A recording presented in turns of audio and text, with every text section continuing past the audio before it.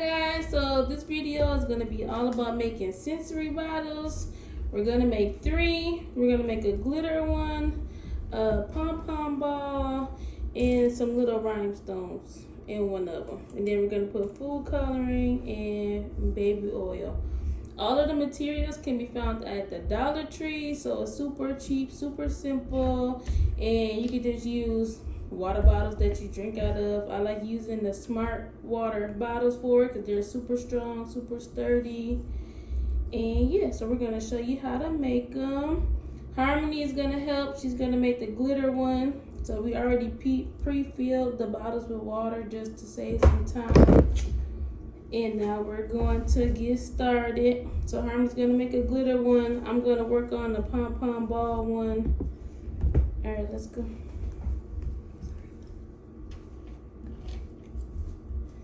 And this is super good for preschoolers because it works on their fine motor skills. So you wouldn't think that it's a hard thing, but having them use their hands to put a ball inside a small hole is very hard for some kids. So this is good practice for their fine motor. I'm just gonna fill this up with some balls. Harmony's getting her glitter. You always want to watch the little ones with the glitter and stuff because it does make a big mess. So I usually will put down a big garbage bag if the kids are doing them. But Harmony is a big girl, so I just use the tray. And hopefully we won't have a glitter explosion on our hands. So she's just using the cup to funnel the glitter inside the bottle. I'm going to start on this little rhinestone bottle just to get the stuff in here. So most people use sensory bottles as a calming technique for little kids. They like to watch the stuff float from the top to the bottom, and it just really calms little kids down. I would typically put them in my safe place in my classroom, so when kids are feeling frustrated or feeling irritable, they would just go play with the bottles, and them watching the materials float back and forth really soothes them and calms them down.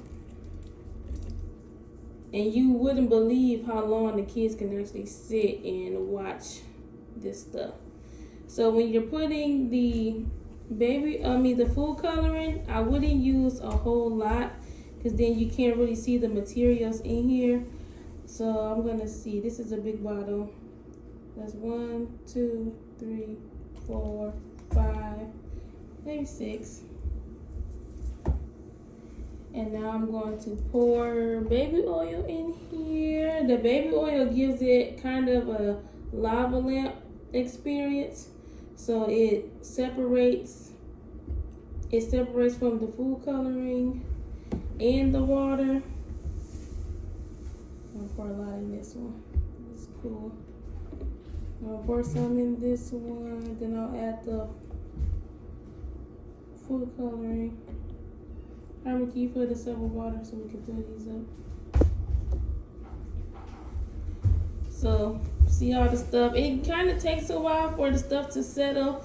Usually when I make the glitter ones, they tend to clump together. You see it's all clumping in one big clump of glitter, but as time goes on, it'll loosen up. I'm going to fill these up with water.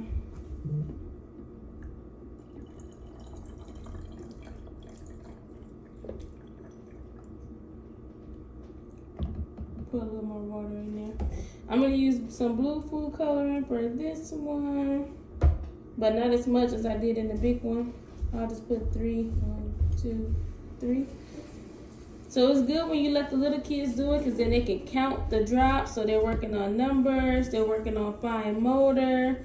They have to really concentrate and focus so that they don't make a big mess. And the kids really will focus and because they're excited. So they'll calm down. And I really never have a big mess when we're doing these in the classroom.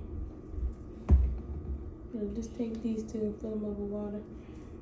So they are little kids, and you don't want them to open these and think that they can drink them because they'll get really sick and it just won't taste good.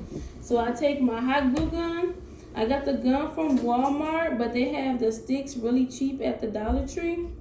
But I would just glue the tops on so that the kids can't open them. And if you got some strong kids or some really smart ones that can figure stuff out, I would even go as far as putting tape on them.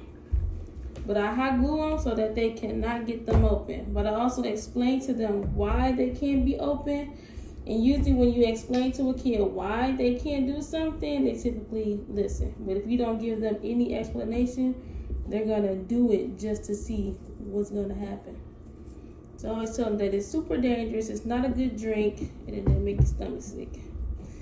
Alright, now I'm gonna tighten them up real tight. Let's take that one. I'm gonna put a little oil in this one. Very little. Alright, Harmony's gonna glue these other two tops on. And then this is one of the bottles. And the kids, they just like to shake them up, watch the balls float around. It's really calming. Should be like that. And they could sit. My 4-year-old, she never is still, but she will sit and watch these things for at least 30 minutes. Okay. And we're almost done with these.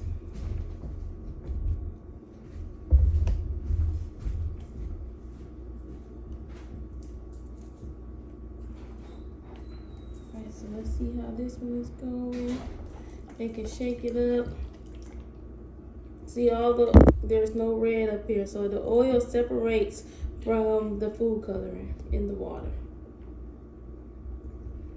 But the more they play with them, the more they're gonna loosen up and take their own form.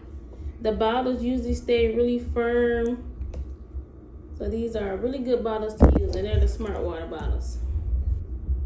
So we got one more to tighten up so you can see it shaking.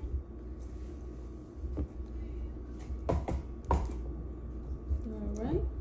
So those are our 3 sensory bottles. If you like this video, please hit the like button and subscribe. If you got any requests on any other projects you want to see being done, feel free to comment some options. But I'll see you next time. Bye.